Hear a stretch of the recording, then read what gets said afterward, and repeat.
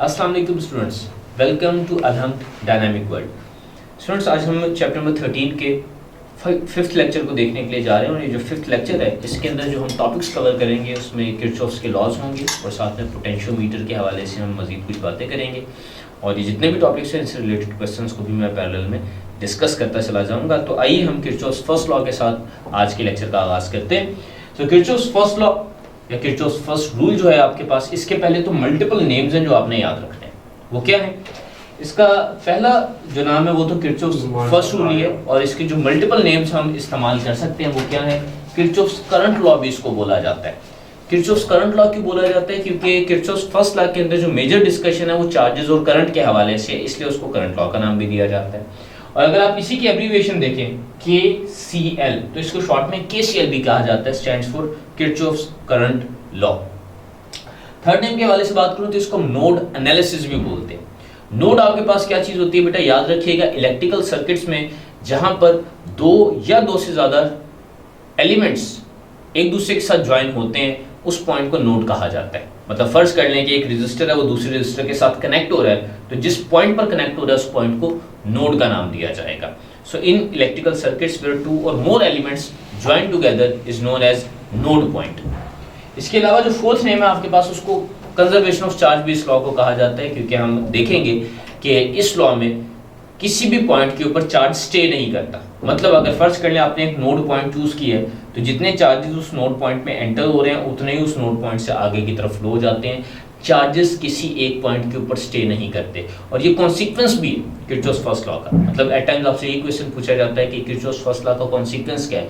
Kirchhoff's first law का consequence ये है कि इलेक्ट्रिकल सर्किट्स में ना तो चार्जेस प्रोड्यूस होते हैं ना ही डेसिपेट होते हैं, बल्कि किसी नोड में जितने चार्जेस एंटर होते हैं उतने ही लीव कर जाते हैं। एक ये भी डेफिनेशन होती है किरचॉफ्स फर्स्ट लॉ की। इसकी कन्वेंशनल डेफिनेशन क्या है? Sum of all the currents flowing towards a point. ये जो पॉइंट मैं यहाँ पर मेंशन कर रहा हूँ ना, दिस पॉइंट, इसी को हम टेक्निकल लैंग्वेज में नोड का नाम देते हैं। ठीक है? So sum of all the currents flowing towards a point is equals to sum of all the currents flowing away from that point.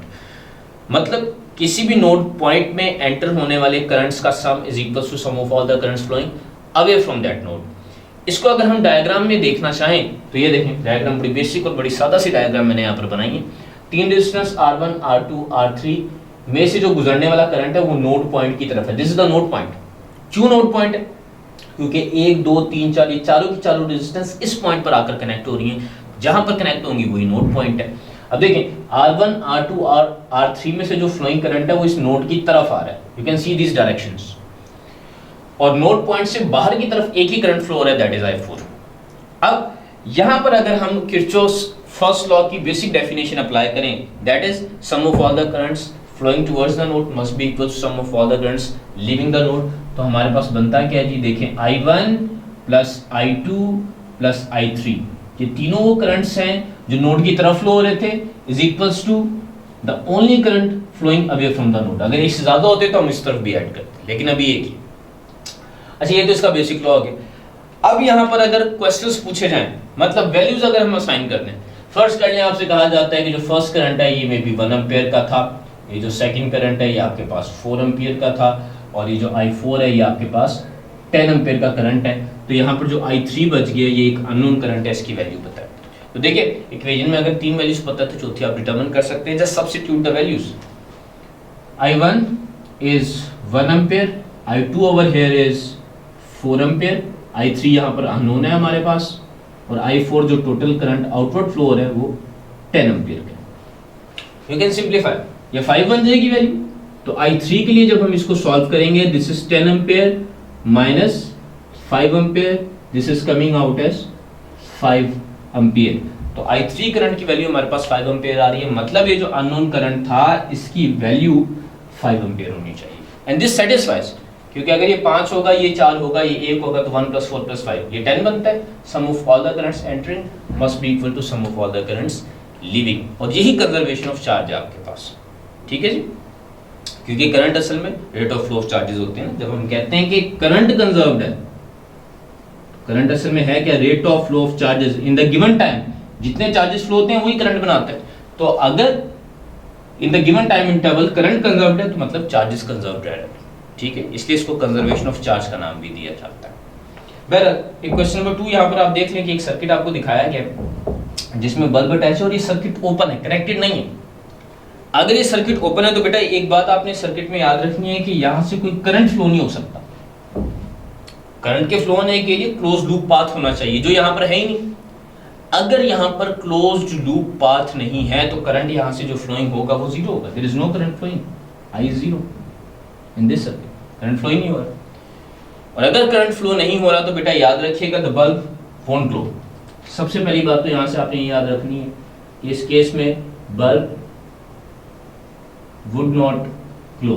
अच्छा, कुछ स्टूडेंट्स को बेटा ये कंफ्यूजन होती है कि देखिए सर्किट तो यहां से ओपन है, बल्ब तो उससे पहले ही आ गया, बल्ब को तो ग्लो होना चाहिए था चाहे आगे करंट फ्लो होना। तो बेटा ऐसे नहीं होता, करंट को फ्लो होने के लिए कंप्लीट पाथ चाहिए होता है। वो पाथ यहां से ओपन हो, यहां से ओपन हो या यहां से ओपन हो।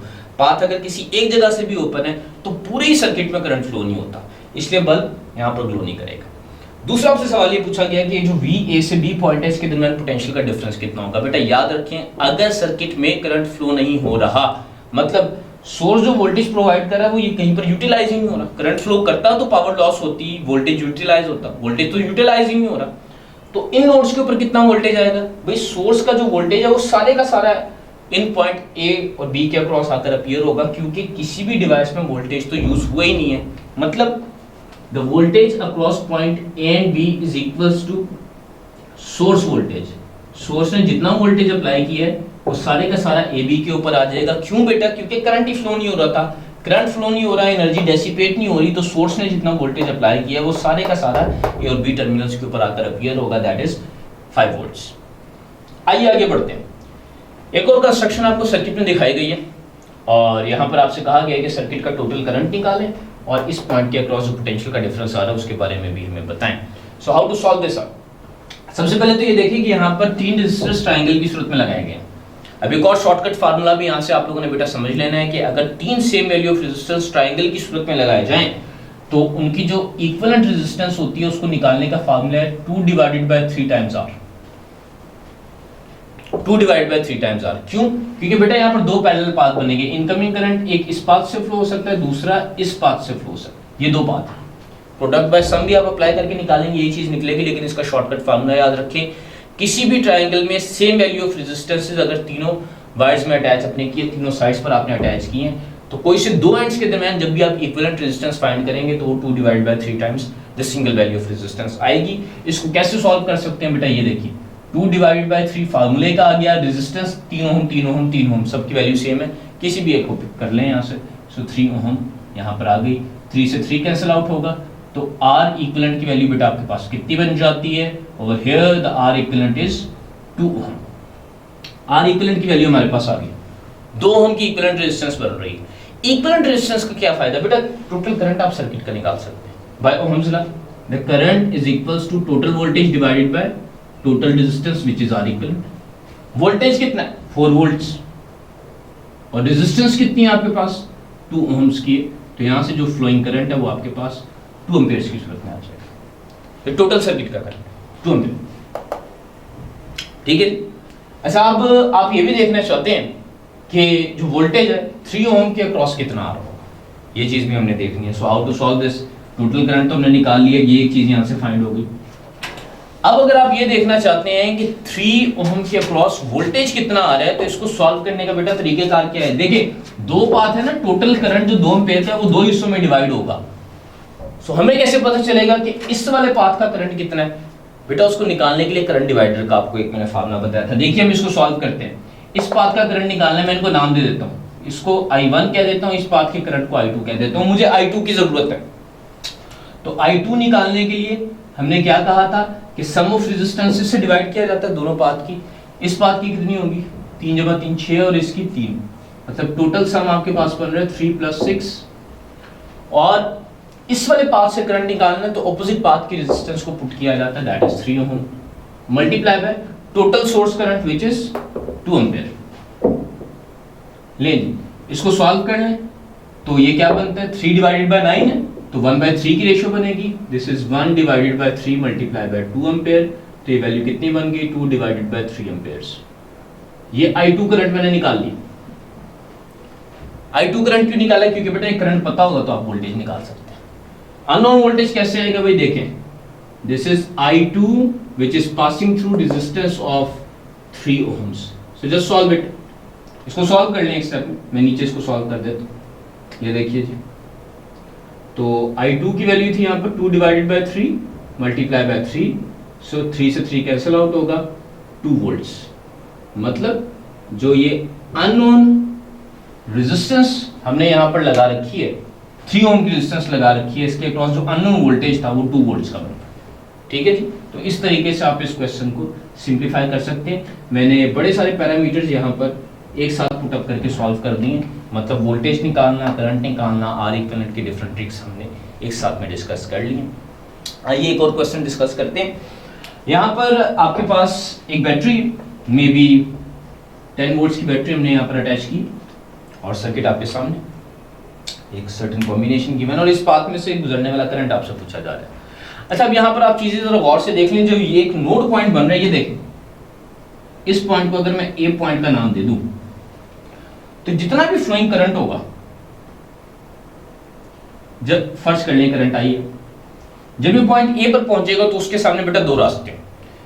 एक रास्ता ये वाला थ्रू द रेजिस्टेंसेस, और एक दूसरा रास्ता जिसमें कोई रेजिस्टेंस ही नहीं है. और बेटा वो रास्ता जिसमें कोई रेजिस्टेंस नहीं होती उसको हम शॉर्ट सर्किट पाथ बोलते हैं. ठीक हो गया. सो this is the short circuit path, और दूसरे पाथ में रेजिस्टेंस है. हमेशा याद रखें, अगर पैरेलल सर्किट में कोई शॉर्ट सर्किट पाथ आ जाए तो शॉर्ट सर्किट पाथ की रेजिस्टेंस 0 होती है. उसके साथ आप 2, 3, 4, 5 जितनी मर्जी रेजिस्टेंसेस पैरेलल में लगा दे, वो कंसीडर ही नहीं होती. क्यों? The current always prefers the least resistive path. मतलब जितना भी करंट आई होगा वो सारे का सारा इस पाथ में से गुजर जाएगा. 5 ओम और 7 ओम में से किसी किस्म का कोई करंट नहीं गुजरेगा, क्योंकि करंट ने लीस्ट रेजिस्टिव पाथ में जाना होता. ठीक है. इस एतबार से अगर हम इसको यहाँ पर सॉल्व करें तो आप देखें, अगर इस वाले पाथ और इस वाले पाथ का मैं पैरेलल कॉम्बिनेशन देखना चाहूं, ये इतने हिस्से का पैरेलल कॉम्बिनेशन देखना चाहूं, तो ये जो पैरेलल कॉम्बिनेशन है उसकी रेजिस्टेंस 0 काउंट होगी बेटा, क्योंकि सारे का सारा करंट इस पाथ में से जा रहा है, इस पाथ में से तो जाएंगे. इक्विवेलेंट बनेगी 0 ओम. मतलब जितना भी करंट एंटर हो रहा है वही सारे का सारा इस पाथ में से गुजरेगा, और यहां से आने वाला करंट तो 0 है. तो इफेक्टिवली हमारे पास सर्किट क्या बचा, देखें, V = IR का फार्मूला अगर मैं यहाँ पर यूज करूं तो इस पूरे सर्कल को जो मैंने लगाया इसकी रेजिस्टेंस तो 0 है, तो इसके अलावा सर्किट में सिर्फ 10 ओम की रेजिस्टेंस बची है.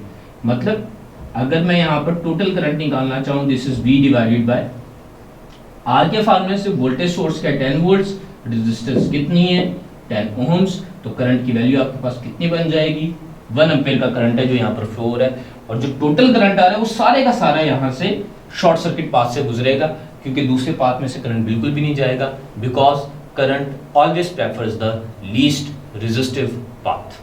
ओके स्टूडेंट्स, नेक्स्ट टॉपिक है हमारे पास किरचॉफ्स वोल्टेज लॉ, या जिसको हम किरचॉफ सेकंड लॉ का नाम भी देते हैं. और इसमें किस किस्म की चीज़ें होंगी, सबसे पहले तो हमने ये बात समझ लेनी है कि जो किरचॉफ्स सेकंड रूल है या किरचॉफ्स वोल्टेज लॉ है, इसके मल्टीपल नाम क्या हो सकते हैं. तो मल्टीपल नेम्स की तरफ अगर हम आए तो किरचॉफ्स वोल्टेज लॉ को ही अगर उसके एब्रीविएशन देखें तो KVL बनती है, इसको शॉर्ट में KVL भी कहा जाता है. ठीक है. और जो किरचॉफ्स वोल्टेज लॉ है नॉर्मली लूप्स के ऊपर अप्लाई होता है, और लूप के हवाले से आप लोग जानते हैं, लूप भी कोई भी ऐसा क्लोज पाथ होता है जिसमें से करंट फ्लो हो सकता है. So any close path through which the current may flow, any close path through which the current may flow, उसको लूप कहा जाता है. तो क्योंकि ये जो किरचॉफ्स वोल्टेज लॉ है लूप्स पर अप्लाई होता है, इसलिए इसको लूप एनालिसिस का नाम भी दिया जाता है.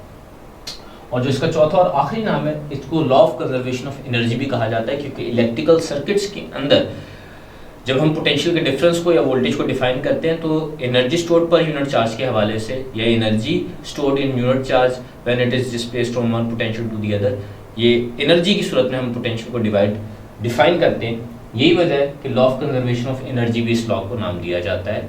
तो एनर्जी की कंजर्वेशन के हवाले से भी अगर बात की जाएगी तो किरचॉफ्स सेकंड लॉ या किरचॉफ्स वोल्टेज लॉ का नाम आपके सामने आता है. ये तो इसके मल्टीपल नेम्स हो गए. अब किरचॉफ्स वोल्टेज लॉ को अपने सर्किट्स में अप्लाई करने से पहले इसकी कुछ कन्वेंशन हैं. अगर हम रेजिस्टर के हवाले से बात करें तो उसकी एक डायग्राम मैंने स्मॉल सी आपके सामने बना रखी है. There is a resistor R, और इसमें से आप देख सकते हैं कि current towards the right flow हो रहा है. अब बेटा कन्वेंशन ये है कि अगर आप सर्किट में से जो एनालिसिस कर रहे हैं, सर्किट को ट्रेवर्स कर रहे हैं, अगर आप सर्किट को ट्रेवर्स कर रहे हैं जिस डायरेक्शन में और करंट की डायरेक्शन सेम हो, आप देख सकते हैं कि current towards the right flow हो रहा है और हम भी सर्किट को टुवर्ड्स द राइट ट्रेवल कर रहे हैं थ्रू द रेजिस्टर, तो अगर ट्रेवर्सल की डायरेक्शन सर्किट में से पास होने की डायरेक्शन और करंट के फ्लो की डायरेक्शन सेम होगी, तो इस रेजिस्टर के अक्रॉस जो पोटेंशियल का ड्रॉप आएगा that is V is equals to IR by Ohm's law. बेटा याद रखिएगा कि अगर ट्रेवर्सल और करंट की डायरेक्शन सेम है तो ये जो वोल्टेज है ये नेगेटिव साइन से शो किया जाएगा, ठीक है। और अगर ट्रेवर्स और करंट की डायरेक्शन ऑपोजिट है, आप देख रहे हैं करंट इसमें भी राइट पर जा रहा है लेकिन हम सर्किट को ऑपोजिट डायरेक्शन में ट्रेवर्स कर रहे हैं with respect to the current, तो वोल्टेज की टर्म तो अभी भी IR ही होगी, लेकिन इस सूरत में IR की टर्म को पॉजिटिव लिखा जाएगा। तो पता ही चला कि अगर ट्रेवर्सल और करंट की डायरेक्शन सेम है तो रेजिस्टर के अक्रॉस जो potential V is equals to IR आएगा, it would be negative and it would be positive in the second case.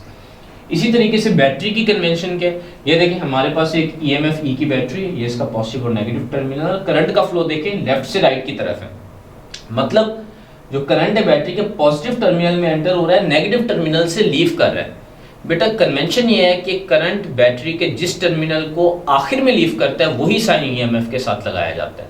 मतलब यहाँ पर अगर EMF के साथ साइन लगाने की बात की जाए तो मैं इसका साइन शो करूंगा -E, क्योंकि एंड में करंट ने नेगेटिव टर्मिनल को लीव किया, ठीक है। यहाँ पर देखें सेम बैटरी है लेकिन करंट अब राइट से लेफ्ट की तरफ जा रहा है, मतलब नेगेटिव टर्मिनल में एंटर होगा और पॉजिटिव टर्मिनल को लीव करेगा, एंड में पॉजिटिव टर्मिनल को लीव कर रहा है, तो एंड में जिस टर्मिनल को लीव करता है EMF के साथ वही साइन शो किया जाता है। इन कन्वेंशंस को अप्लाई करके हम वोल्टेजेस फाइंड करने की कोशिश करते हैं। ये देखिए क्वेश्चन नंबर 1 है हमारे पास, पॉइंट ए और पॉइंट बी के दरमियान में मैंने 3 बैटरीज अटैच किया, 10 वोल्ट्स 5 वोल्ट्स 2 वोल्ट्स की, इनकी पोलैरिटीज भी मैंने शो किया। आपको कहा जाता है पॉइंट ए से लेकर बी की तरफ वोल्टेज फाइंड करें, क्योंकि ए से बी की तरफ कहा गया डेफिनेटली जो करंट का फ्लो होगा इस सर्किट में वो ऊपर से नीचे की तरफ, ए से बी की तरफ। तो अब ए से बी की तरफ अगर करंट का फ्लो हो रहा है तो ये देखिए करंट 10 वोल्ट्स वाली बैटरी के पॉजिटिव टर्मिनल में एंटर होगा, नेगेटिव से लीव करेगा, और अगर वो नेगेटिव से लीव कर रहा है तो 10 वोल्ट्स का जो पोटेंशियल मेंशन किया जाएगा it would be written with the negative sign, क्योंकि एंड में नेगेटिव टर्मिनल को लीव कर रहा है। इसी तरह नेक्स्ट बैटरी को देखिए पॉजिटिव में एंटर हो रहा है, नेगेटिव को लीव कर रहा है, तो एक बार फिर से मेंशन किया जाएगा -5 वोल्ट्स।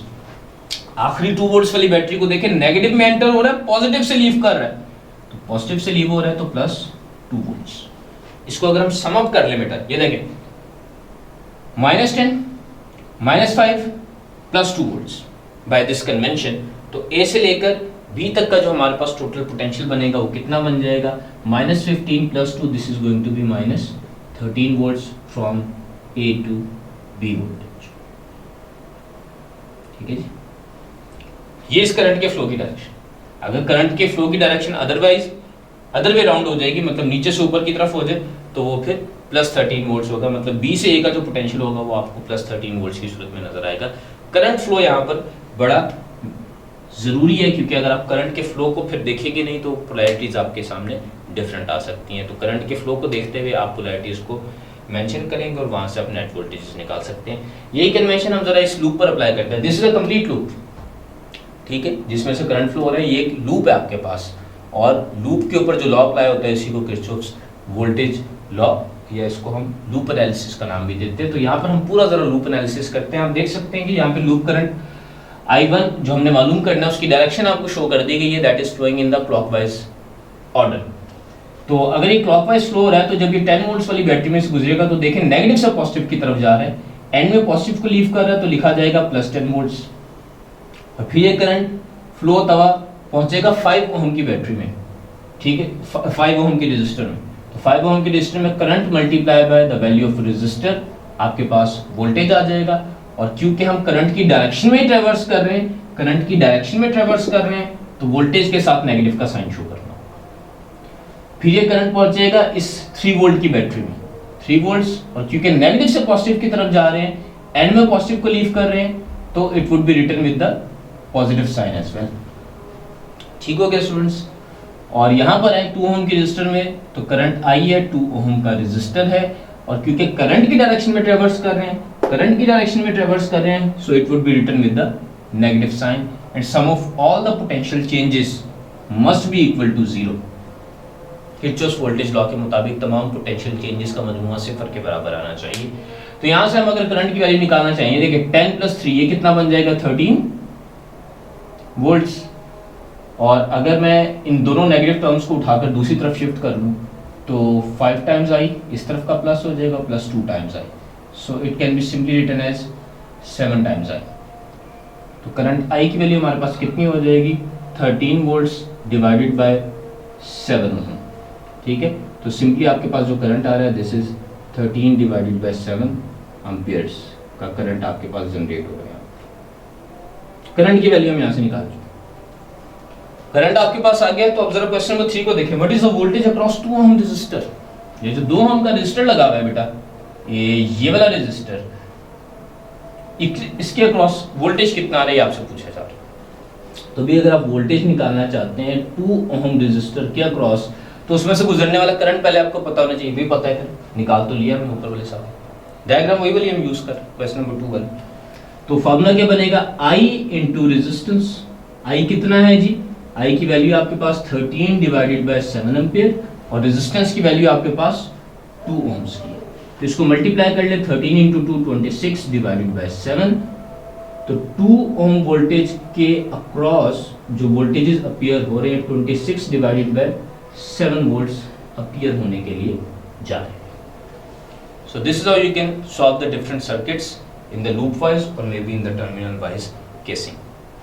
Okay students, पोटेंशियोमीटर के टॉपिक के हवाले से अगर हम अपनी बातों का आगाज़ करें तो पोटेंशियोमीटर के हवाले से जो सबसे पहले आपने बात ये याद रखनी है कि एक ऐसी डिवाइस है जो 3 डिफरेंट तरह के काम कर सकती है, 3 डिफरेंट तरह के टास्क परफॉर्म कर सकती है। पहला टास्क आपके पास क्या है, it can measure the potential difference. ये किसी भी सर्किट में पोटेंशियल डिफरेंस की मेजरमेंट का काम बेहतरीन तरीके से कर सकती है। दूसरा काम, it can compare the potential differences. ये कोई सी 2 डिवाइसेस के पोटेंशियल डिफरेंसेस को आपस में कंपेयर भी कर सकती है कि पहला ज़्यादा है दूसरा ज़्यादा है या दोनों इक्वल है, इस तरह का कंपैरिजन भी किया जा सकता है। और तीसरी बात, it can measure the unknown EMF of a cell. अगर आपके पास एक बैटरी है जिसका आपको ओरिजिनली ईएमएफ नहीं पता, तो आप पोटेंशियोमीटर को इस्तेमाल करते हुए उसका ईएमएफ भी डिटरमिन कर सकते हैं। तो आइए हम इसकी डिटेल्स में चलते हैं और देखते हैं कि तीनों के तीनों टास्क बारी बारी किस तरीके से परफॉर्म किए जाएंगे। उससे पहले जरा पोटेंशियोमीटर के स्ट्रक्चर के हवाले से कुछ बातें देख लें। तो पोटेंशियोमीटर जो डिवाइस है, नॉर्मली जब हम इसको लैब में कंस्ट्रक्ट करते हैं तो ये एक length of the wire contain करती है, एक लेंथ ऑफ द वायर से बनाई जाती है और उस वायर की लेंथ 400 सेंटीमीटर होती है, या जिसको आप 4 मीटर भी कह सकते हैं। यूनिफॉर्म क्रॉस सेक्शन एरिया एक पर्टिकुलर रेजिस्टेंस की वायर होती है जिसकी लेंथ 400 सेंटीमीटर या 4 मीटर के बराबर होती है। और इसके ऊपर याद रखिएगा कि जो 400 सेंटीमीटर की हमने वायर ली है, इसके 2 फिक्स एंड्स होते हैं, एक को एंड ए, दूसरे को एंड बी का नाम दिया जाता है, जिसके दरमियान 400 सेंटीमीटर लेंथ की वायर मौजूद है। और ये बात याद आपने रखनी है कि ए और बी वाले दोनों के दोनों पॉइंट्स फिक्स टर्मिनल्स हुआ करते हैं, जबकि इन दोनों फिक्स टर्मिनल्स के दरमियान भी ये जो रेड में मैंने शो किया एक पॉइंट सी होता है जिसको स्लाइडिंग कॉन्टैक्ट या वेरिएबल टर्मिनल भी कहा जाता है। ये जो स्लाइडिंग कॉन्टैक्ट या वेरिएबल टर्मिनल है, ये आगे और पीछे की तरफ स्लाइड हो सकता है। अब इसी हवाले से देख लें कि ए से लेकर बी तक, क्योंकि दोनों टर्मिनल्स फिक्स है तो इनके दरमियान टोटल डिस्टेंस कैपिटल आर भी फिक्स है।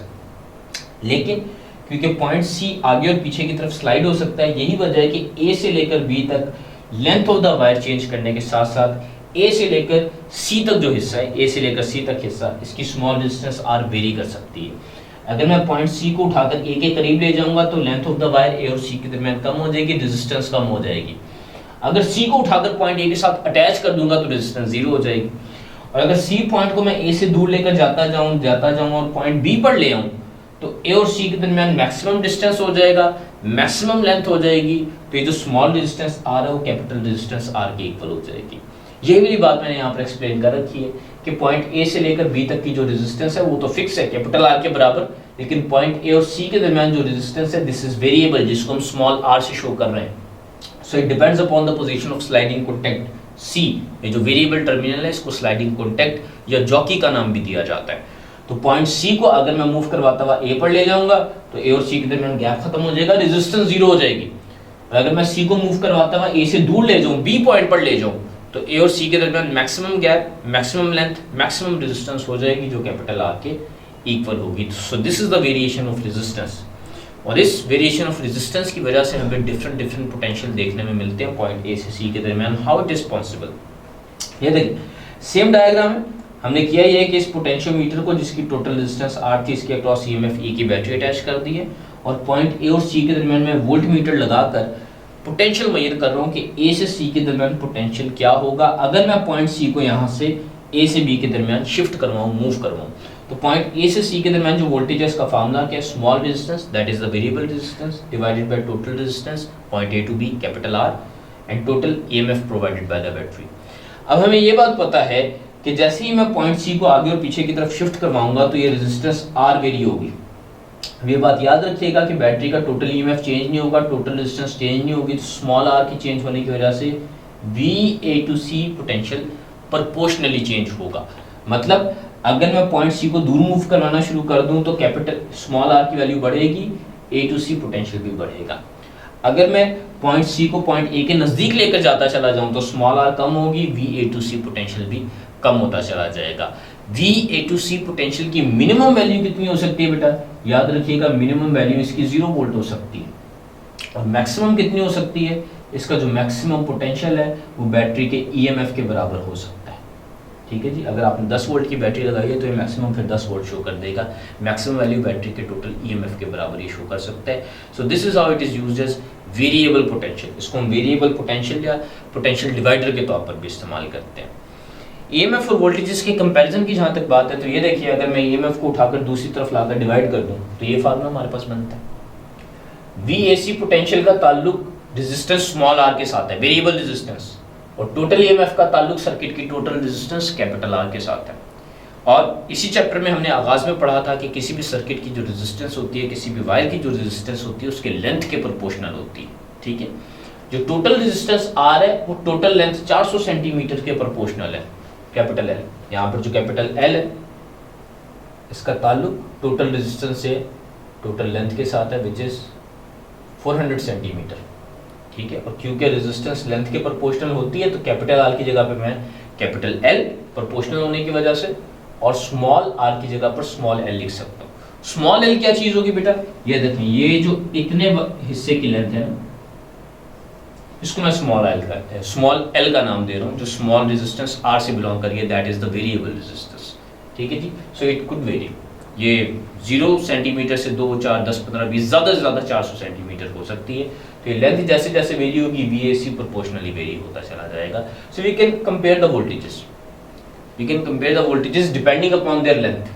ठीक है, इसके हवाले से भी हमने आगे मजीद बातें करनी है कि फर्ज कर लें आपके पास 2 डिफरेंट बैटरीज हों। यहाँ पर आपने पहली बैटरी को अटैच किए, ये देखिए। अगले सर्किट की तरफ आते हैं। अगले सर्किट का काम क्या है, मेजर द अननोन ईएमएफ, और ये कंपैरिजन में भी आगे चलकर यूज होगा। तो ये जो बैटरी सेम यही वाला सर्किट है, इसमें हमने किया कि वोल्ट मीटर को रिप्लेस कर दिया galvanometer in series with a battery.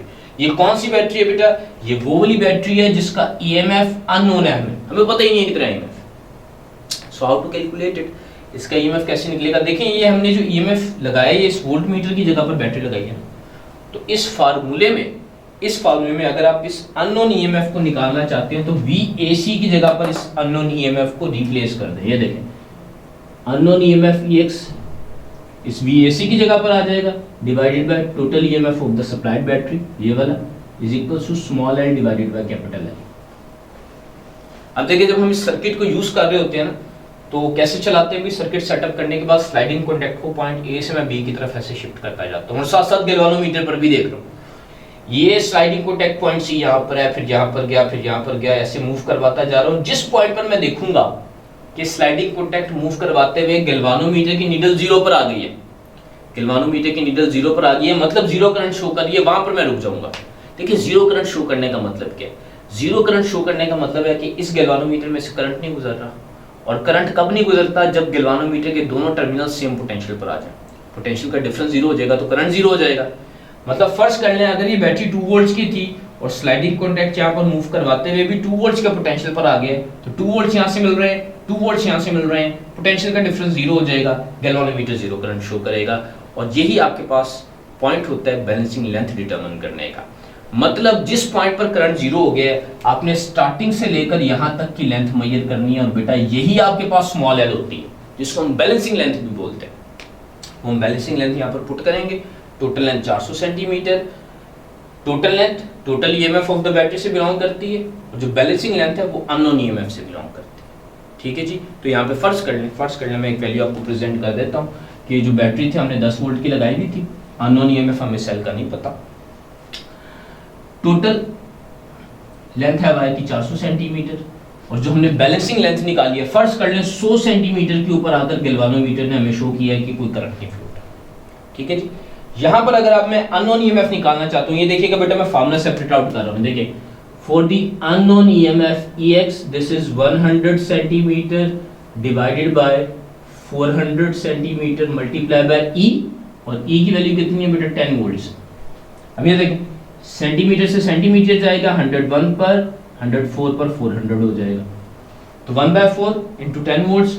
Solve करूंगा, कैंसिल आउट होने के बाद वोल्टेज कितने आ रहे हैं 2.5 वोल्ट्स। मतलब अननोन ईएमएफ मेरे पास इस बैटरी का आ गया कि 2.5 वोल्ट्स की बैटरी है, जो पहले हमें नहीं पता था। मतलब इस सेटअप को इस्तेमाल करते हुए बैलेंसिंग लेंथ के ऊपर आकर आप अननोन ईएमएफ को बआसानी डिटरमिन कर सकते हैं। इसी तरह से आप एक बैटरी का अननोन ईएमएफ निकालें, दूसरी बैटरी का अननोन ईएमएफ निकालें, आपस में कंपेयर भी कर सकते हैं। ये देखें फर्स्ट कर लें आपके पास एक बैटरी थी E1, दूसरी बैटरी E2।